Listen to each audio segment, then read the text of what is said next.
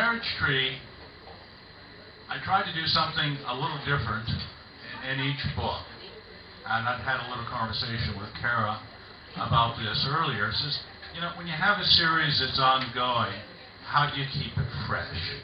What do you do in order that you're not repeating yourself as a writer? Because when a reader comes to the book, they want it to be the same, but they want it to be different. They want the two things to come together. That there's a certain familiarity of the characters, but yet that those characters are doing things that they don't quite expect that they would have done given the prior books in the series. So in the Marriage Tree, you know, Calvino over the last 25 years has been in a number of scrapes. You know, there have been a lot of murders, a lot of suicides, beatings, assaults, etc. So people will sometimes ask me, are you Vinnie Calvino? And I'll say, well, I have not been shot approximately 58 times, stabbed 14 times, these kinds of things. No. But got me thinking about the character. You know, someone can only take so much of this kind of psychological damage, as you were. If you've ever seen anyone shot or been in a situation where you've seen violence, it's a terrific thing. So if you'll have someone like Calvino in the prior novel, Missing in Rangoon, where there's some pretty awful murders that occurred in Rangoon, and then a bombing in Bangkok, he has some major baggage, and actually it pushes him over a certain edge that he has to come to terms with. So he's in a sense gone into semi-retirement at the beginning of this book until he finds a body. The part I'm going to read in the Marriage Tree comes later in the book when he has been hired by a very attractive mathematician, a woman who's from Vancouver, and she is paying him to try to discover the identity of the person who killed a young Burmese woman named Ploy. And in this particular scene, the woman Marley Sonberg, who is the rich mathematician, has asked to meet Colonel Pratt.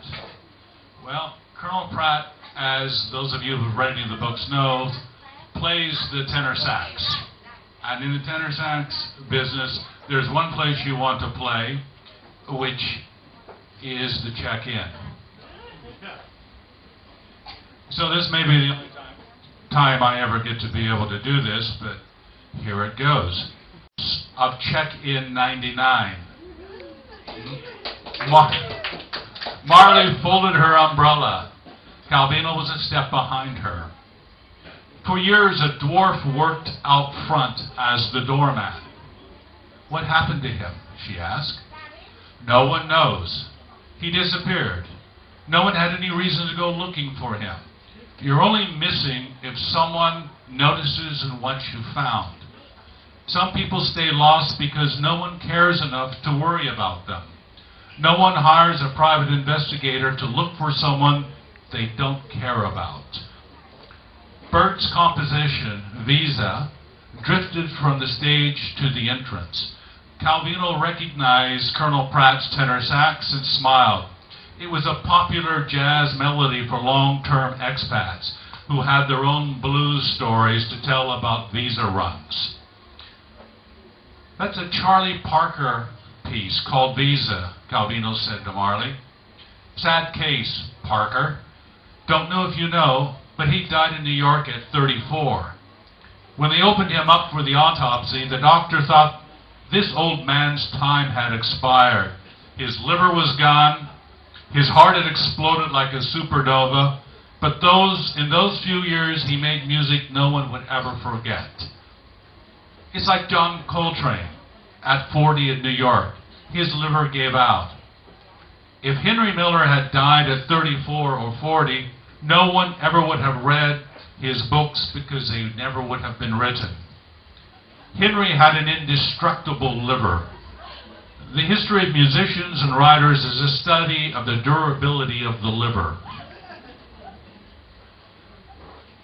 The sound of the guitarist Billy Clark blended and shaped the sacks like a fine single malt whiskey, kissing the throat of a sad, lonely man whose parched life had turned to sand.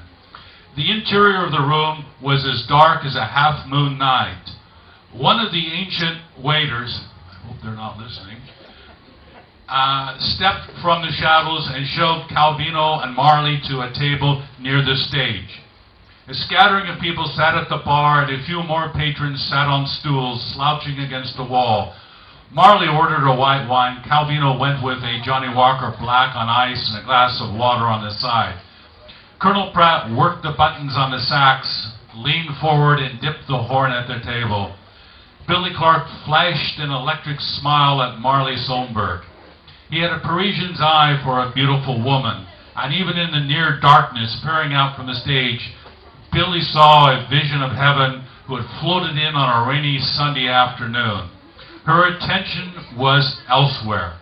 To the left of their table was a grotto with a Christmas tree lights and two large plastic flamingos standing on stick legs.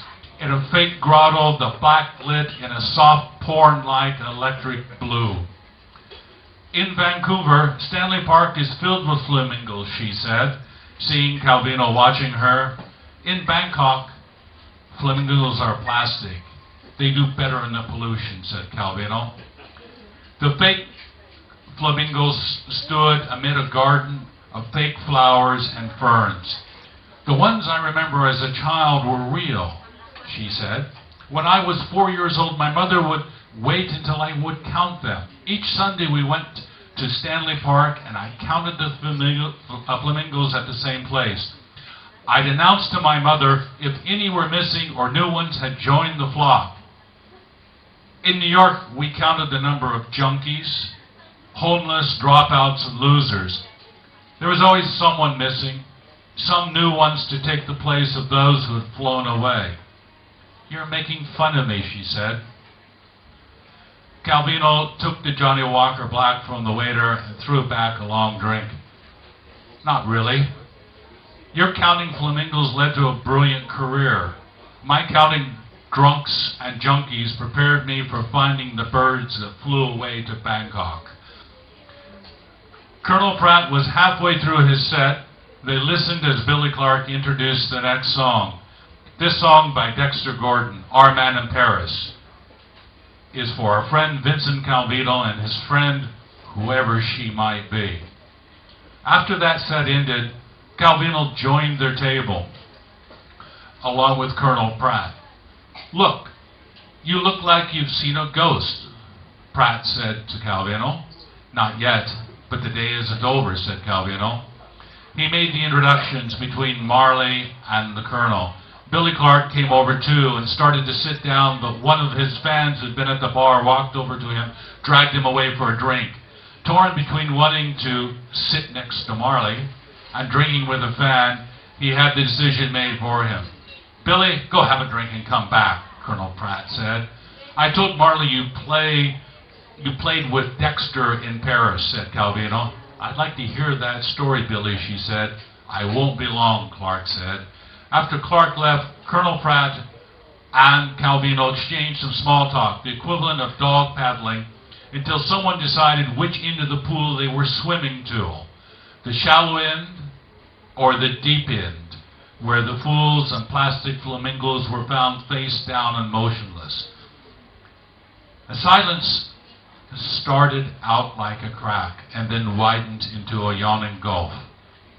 Colonel Pratt, what happened to Ploy isn't unique. It happens many times every day in Thailand, Marley said. Marley's opening was a little abrupt. Calvino thought that she might be nervous, but in the event, no one got anywhere with the Thai police officer starting with a lecture. Colonel Pratt smiled, turned into a strained expression. I accept that her case isn't the only one. We have people inside my country who, when they think of the illegal,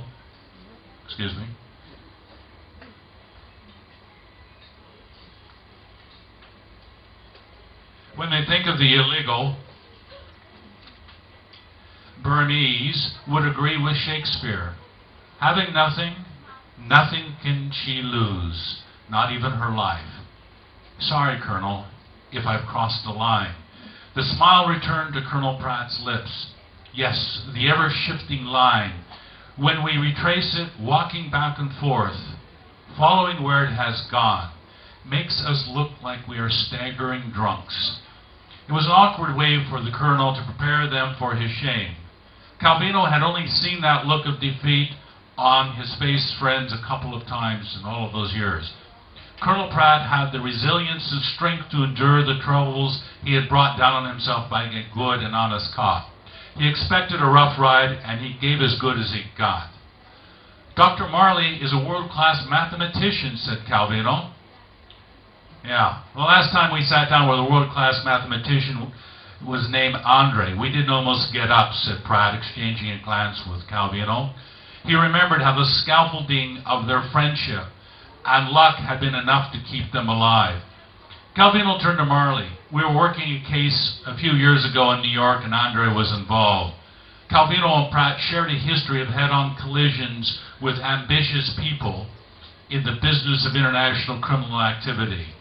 They spoke in a shorthand code used by old friends to continue a common space in the past where a double coffin had been prepared for them. The full name of Andre, the mathematician in New York, came into Marley's mind. Not Andrei Smirnov. You know the Russian as Pratt? Only by reputation and that he disappeared. No one has heard from him. He had some good reason to disappear, said Pratt. What's up? Asked Calvino. I'm about to disappoint your friend. She came to talk with the police officer, only to find an officer who has been suspended, he said in English. It's bullshit. Appeal it, said Calvino. I've been assigned to an inactive position pending an investigation into the circumstances of my possessing a video from a murdered doctor's office. Men in white masks made it a political case that makes any investigation toxic. Everyone is running away from it except for me. I ran straight into it. Appeal? There is no one to appeal to in Bangkok, Vincent.